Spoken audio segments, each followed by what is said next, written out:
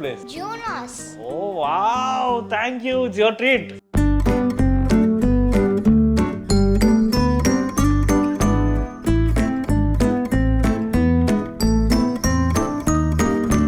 சுதா கோக்ரா அவங்க கிட்ட தான் நான் என்னோட ஃபர்ஸ்ட் மூவி துரோகி அப்படின்ட்டு அதில் தான் நானும் பாலாஜி மோகனும் அசிஸ்டன்ட் டைரக்டராக ஜாயின் பண்ணோம். ஷார்ட் ஃபிலிம்ஸ்னால் நாங்களே தான் எடுப்போம். அப்போ நானும் பாலாஜி மோகனும் ஒன்றா ஒரு படத்தில் வைப்போம், ஃப்ரெண்ட்ஸை நடிக்க வைப்போம். அந்த மாதிரி தான் என்ன நடிக்க வச்சார். இல்லை அவ்வளோ சந்தேகமோ பட மாட்டேன்னு எனக்கு சத்தியம் பண்ணி கொடு. இனிமேலாம் சந்தேகப்பட மாட்டேன். அவனுக்கு தெரியாம நீ கண்ட பசங்களோட சுத்த மாட்டேன்னு சத்தியம் பண்ணி கொடு. நாங்களே யோசிக்கிறோம் இந்த கேரக்டருக்கு யாரை கேஸ்ட் பண்ணலாம் இப்படிலாம் யோசிக்கும் போது அப்பா பீட்சா. அதாவது எவ்வளோ எமோஷனலாக ஒரு என்னோட சக்ஸஸ் ஸ்டோரியை சொல்லிக்கிட்டு இருக்கேன், ஃபீலே பண்ணாம அப்பா பீட்சா. ஏதாவது சினிமா பேக்ரவுண்ட் இருந்தது. அப்பா வந்து ரெமினி கலர் லேப்ல கலரிஸ்டாக இருக்கும். தாத்தா கேமரா வேணும். வீரபாண்டிய கட்டபொம்மன், ராஜராஜ சோழன், கப்பலோட்டிய தமிழன், நவராத்திரி, அப்புறம் ராஜராஜ சோழன் வந்து ஃபர்ஸ்ட் சினிமா ஸ்கோப் பார்க்கிங் அது அந்த மாதிரி சின்ன கான்செப்டை வச்சு நல்லா சார் கொம்பு ஆன் ஸ்கிரீன் டாடி கவின் அவர் விஷ் பண்ணீங்களா? Oh, no, call panna. I thought video call. Hi, Kavin uncle. Ellen here. Happy Father's Day. காடால என்ன ஆகும், ஒரு இதுல வந்து நவீன் வந்து interview விட்டுருப்பாரு.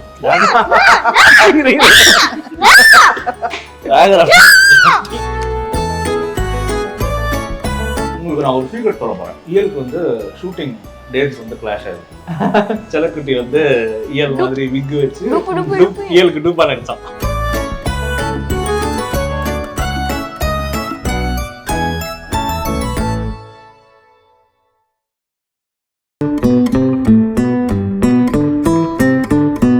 Oh, what is this place? Jonas.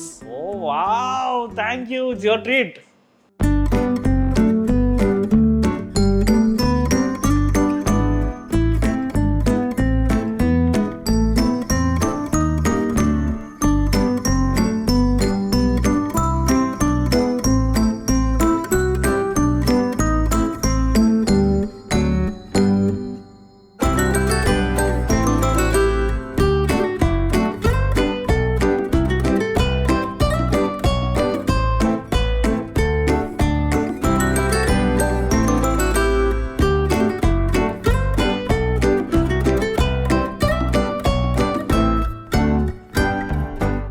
Sir வா. நீங்க பசங்களுக்காக ஒரு பெரிய கிஃப்ட் கொடுத்தீங்க. ஆ. உங்களுக்கு சாப்பாடுனா ரொம்ப பிடிக்கும்னு சொல்லிட்டு அதை விட ஒரு பெரிய கிஃப்ட் வந்து கிட்ஸ் உங்களுக்கு கொடுத்துருக்காங்க. ஜோனாஸ் ரெஸ்டாரண்ட் வந்திருக்கோம். ஸோ எப்படி ஃபீல் பண்ணுறீங்க? I'm happy. ஆக்சுவலாக ஜோனாஸ் எனக்கு ரொம்ப ஃபேவரட். ஓகே, அவங்க நல்லா தெரியும் அது. ஸோ அதான் இங்கே கூட்டு வந்திருக்காங்க. எதிர்பார்த்தீங்களா இந்த மாதிரி ஒரு கிஃப்ட் நம்ம கொடுப்பாங்க அப்படின்னு சொல்லிட்டு? எங்களுக்கு சர்ப்ரைஸ் ரொம்ப பிடிக்கும். ஓகே, நாங்கள் நாலு பேருமே எங்கள் அம்மாவும் சரி நாங்கள் எல்லாமே மாற்றி நிறைய சர்ப்ரைஸ் கொடுத்துட்டே இருக்கோம். ஸோ இதோட கிரேசியான சர்ப்ரைஸ் நிறைய கொடுத்துருக்காங்க. ஓகே, அதெல்லாம் நான் மறக்கவே மாட்டேன். ஸோ இதுவும் nice surprise for Father's Day. Enjoy பண்ணிருக்கேன் ஃபுட்டை.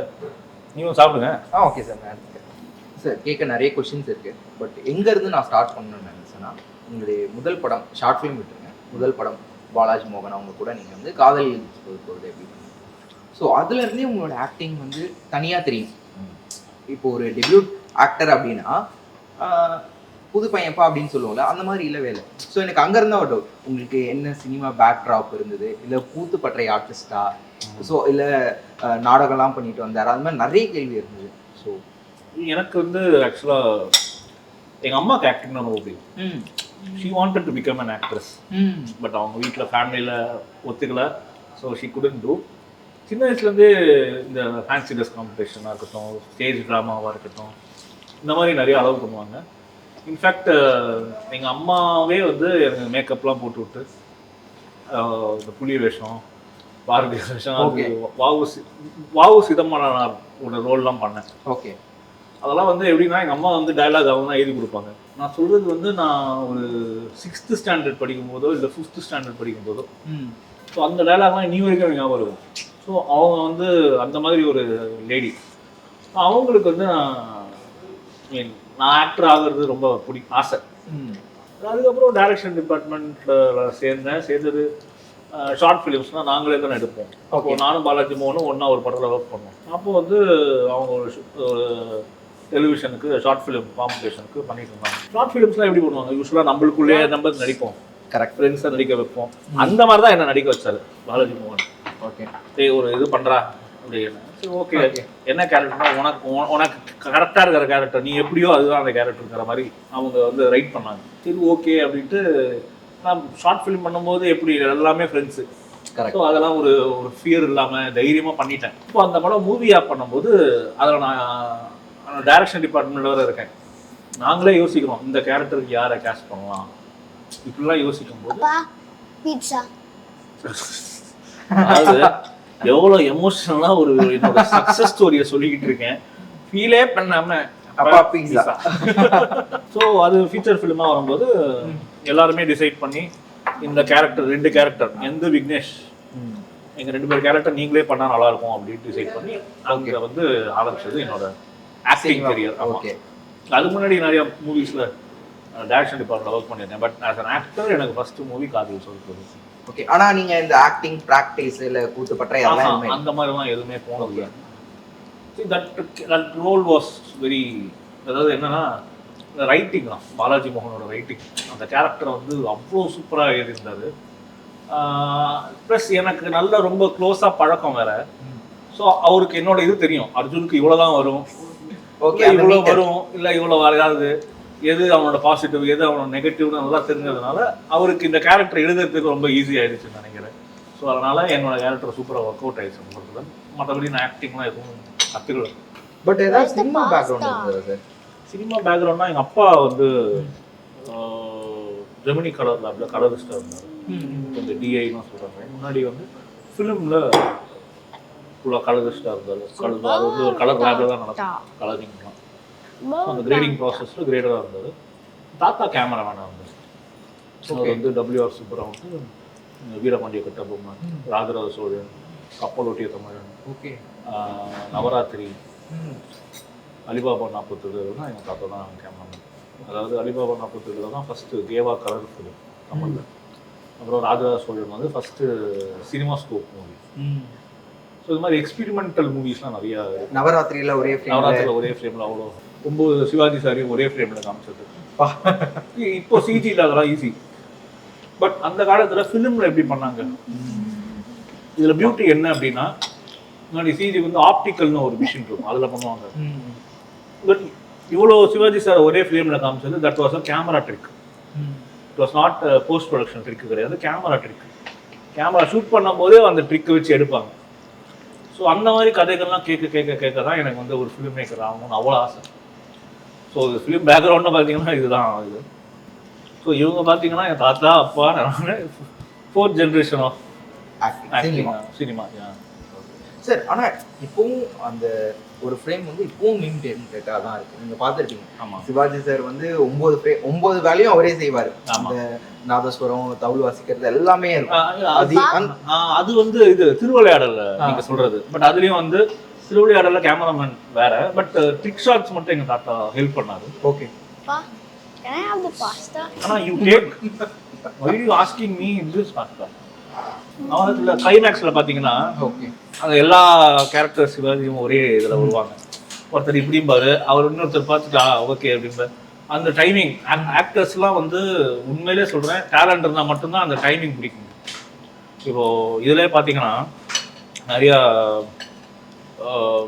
கமல் சார் வந்து தசாவதாரத்தில் பண்ணியிருப்பாரு. அதில் பார்த்தீங்கன்னா அதில் பக்கத்தில் தான் இருப்பாங்க. ஹலோ சார், வணக்கம் சார்லாம். ஸோ அதுதான் சொல்கிறேன், அந்த மாதிரி ஒரு ஆக்டர்ஸால் மட்டும்தான் பெர்ஃபார்ம் பண்ண முடியும். கேமராமேன் மட்டும் இல்லை, டைரக்டர், ஆக்டர் எல்லாருமே ஒத்துழைக்கணும். எங்கள் தாத்தாக்கு என்னென்ன சேலஞ்சஸ் இருந்ததுன்னா லைட்டிங். ஓகே, அதுக்கப்புறம் லைட்டிங் தான் ரொம்ப பெரிய சேலஞ்சாக இருக்கும். நான் வந்து ஃபஸ்ட்டு டைரக்ஷன் டிபார்ட்மெண்ட் தான் ஜாயின் பண்ணேன். சுதா கோக்ரா அவங்க கிட்ட தான் நான் என்னோட ஃபர்ஸ்ட் மூவி இது துரோகி அப்படின்ட்டு வந்து நம்ம சூரரை போட்டு போனாங்க. அது முன்னாடி இறுதி சுற்றுக்கு முன்னாடி அவங்க துரோகின்னு ஒரு படம் டைரக்ட் பண்ணாங்க. அதில் தான் நானும் பாலாஜி மோகனும் அசிஸ்டன்ட் டைரக்டராக ஜாயின் பண்ணோம். இப்போ நாங்கள் written and directed by Arjunan அப்படின்னு எப்போ ஆக்சுவலாக எழுதிட்டு இருக்கேன். Okay, writing my script. So விரைவில் பார்க்கலாம். ஓகே, என்ன ஜான்ரா சார்? ஜானர்னு பார்த்தீங்கன்னா எனக்கு ஆக்சுவலாக ஒரு ராம்காம் மாதிரி தான் இருக்கும். இன்னொன்று என்னென்னா எனக்கு ஐ வாண்ட் எக்ஸ்பீரிமெண்ட். எனக்கு ஃபர்ஸ்ட் கூட எக்ஸ்பீரியன் பண்ணலாமா வேணாமான்னு பயந்துட்டு இருந்தேன் அவனால. பட் இப்போ ரீசெண்ட் டைமில் ஒரு சிம்பிளான ஒரு சின்ன நாட்டில் படங்கள் வருதுல்ல. இப்போ ஃபார் எக்ஸாம்பிள் டூரிஸ்ட் ஃபேமிலியாக இருக்கட்டும், அது என்ன பார்க்கிங் அது அந்த மாதிரி சின்ன கான்செப்டை வச்சு நல்லா சொல்கிறேன் கொம்பு தெரியாது அந்த மாதிரி ஒரு சின்ன கான்செப்ட்ல ஒரு கதை பண்றது வந்து இப்போ நல்ல வரவேற்பு இருக்கு. ஸோ எக்ஸ்பெரிமெண்ட்டை ட்ரை பண்ணலாம். டாடா அதான் சொல்றேன். ஸோ அந்த எக்ஸ்பெரிமெண்ட்டை ட்ரை பண்ணலாம். What happen to you guys? Eat. You said you are hungry. எனக்கு கொம்பு வச்சுக்கிட்டு இருக்கீங்க. அப்பா எவ்வளவு சீரியஸா அவரோட ஸ்கிரிப்ட பத்தி பேசிட்டு இருக்காரு. நம்ம நார்மலா பேசும்போது விட்டுறாங்க. ஏதாவது சீரியஸா உள்ள போய் பேசும்போது தான் டிஸ்டர்ப் பண்றாங்க. அப்புறம் என்ன சொல்லுவாங்க, டைரக்ஷன் பத்தி பேசணும்னே கொம்பு வளர்ச்சி பாருங்க. உங்களுடைய ரியல் டாடிக்கு ஃபாதர்ஸ் டே விஷ் பண்ணியாச்சு, அவருக்கு ட்ரீட்டும் கொடுத்துட்டீங்க. உங்களுடைய real daddy, on screen daddy Kavin, அவருக்கு விஷ் பண்ணீங்களா? ஏன் இப்போ விஷ் பண்ணலாமா? கால் பண்றீங்களா? கால் பண்ண எடுப்பாங்களா? தெரியல. சரி, கால் பண்ணி பாருங்க. Oh, no, call பண்றோம். I thought video call. Your call has been forwarded to voicemail. But Appa, it answered. No, it didn't answer. It's an automatic answer machine. இல்ல ஒரு ஃபோன் எடுக்கல. ஓகே, நீங்க என்ன பண்ணுங்க, அவங்களுக்கு வாட்ஸ்அப்ல வாய்ஸ் நோட் போடுங்க விஷ் பண்ணி. Hi Gavin uncle, Ellen here. Happy Father's Day. Nice. Okay, எப்படி இருந்தது செட்ல? இல்லன் கவின் அவங்க கூட வர்க் பண்ணது எப்படி? சூப்பரா இருந்தது. He treated me as like my dad. He treated me like my dad. Okay. Sir எப்படி சார் ஆக்டிங்? ஸோ உங்களுக்கு வந்து சினிமா பிடிக்கும், டைரக்ஷன். பசங்க எப்படி நம்ம வந்து ஆக்டிங்குள்ள கூப்பிட்டு போகலாம், ரெண்டு பேரையும் நடிக்க வைக்கலாம், அது ஆக்சிடென்டலால் எப்படி? எனக்கு இப்போ வரைக்கும் ஆக்சுவலாக தெரியாது இவங்க எப்படி இப்படி நடிக்கிறாங்கன்ட்டு. ஓகே. இந்த கோவிட் டைமில் எனக்கு வீட்டில் என்ன வேலை இல்லை, உட்காந்து வீடியோஸ் அதெல்லாம் நிறையா பண்ணிட்டு இருக்கும்போது ஒரு சித் ஸ்ரீராம் வீடியோ ஒன்று பண்ணோம். அதுதான் வந்து பயங்கர வைரல் ஆயிடுச்சு. ஓகே, அது வந்து என் ஒய்ஃப் வந்து சித் ஸ்ரீராம் ஃபேன். அவங்களை கடுப்பேற்றுறதுக்காக நான் ஒரு வீடியோ பண்ணோம். Can I sing this song? அது ஸோ அது வந்து வைரல் ஆகிட்டு அந்த வீடியோ பார்த்து தான் வந்து கணேஷ் பாபுக்கு ரொம்ப பிடிச்சி போச்சு. ஸோ இல்லைன்னா வந்து என் படத்தில் ஒரு கேரக்டர் பண்ணணும் அப்படின்ட்டு போய் பண்ணோம். ஓகேன்ட்டாங்க. அப்படியே நடிச்சது தான். அதே மாதிரி இவங்க வந்து ஒரு பிஎஸ் சோப் ஆட் ஒன்று பண்ணாங்க.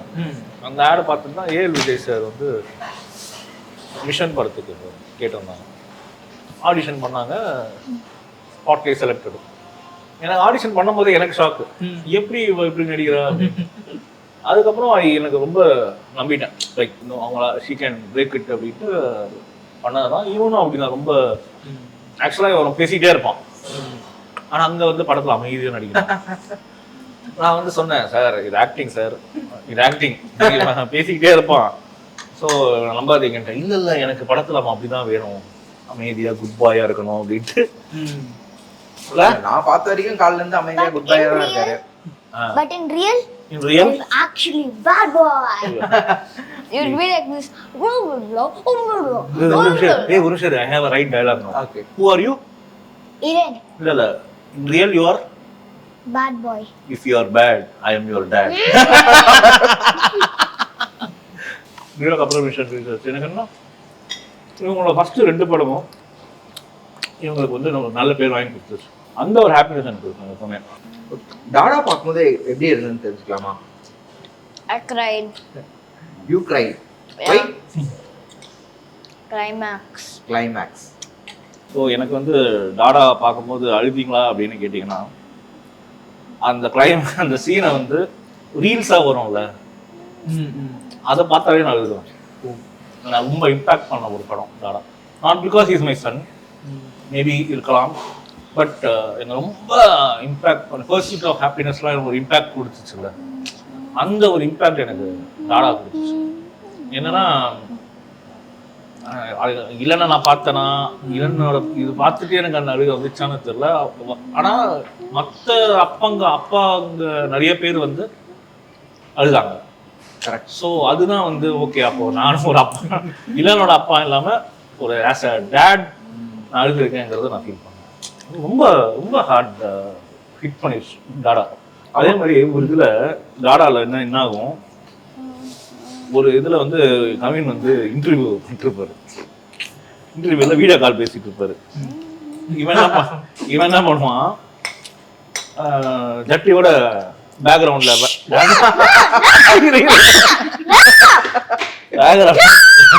டான்ஸ் ஆடிட்டு எல்லாருக்கும் தெரிஞ்ச விஷயம் தானே. நான் ஜஸ்ட்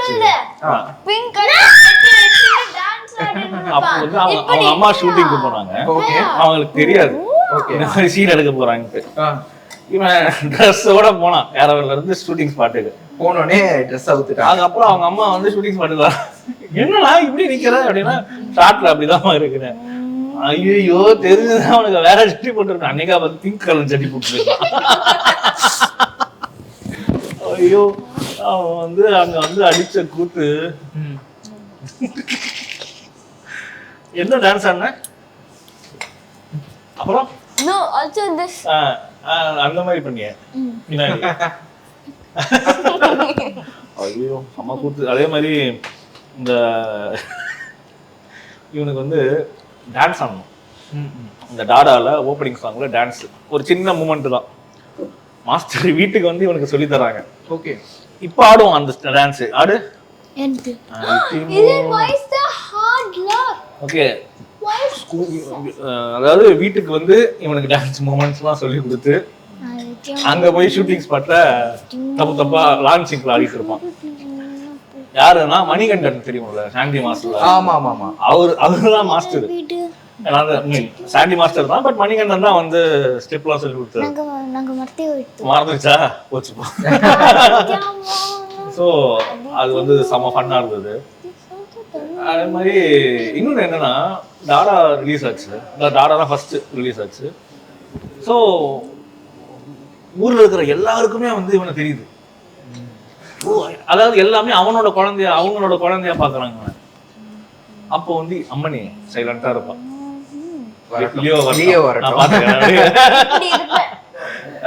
இது ஒன் டைம் நீ பேசு, லியோ வரட்டும் நான் பேசுறேன். எனக்கு what I was surprised was, இவங்க லியோ வந்ததுக்கு அப்புறம் இவங்க வந்து ஆப்வியஸ்லி விஜய் சாரோட படம், லோகேஷோட டைரக்ஷன்ல பண்றாங்க.